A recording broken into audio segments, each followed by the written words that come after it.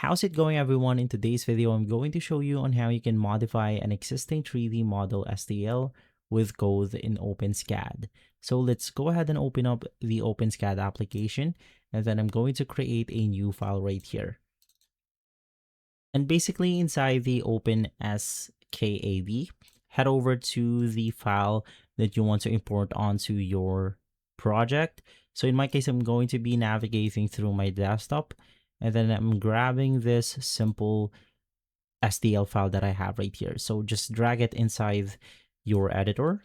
And then right after, you then want to press F6 on your keyboard. So it's going to look something like this. It will then render our model right here.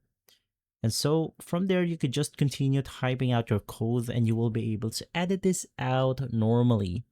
And that's how easy it is to do this. If this video has been helpful, leave a like, subscribe, and follow us for more videos like this. Thanks for watching.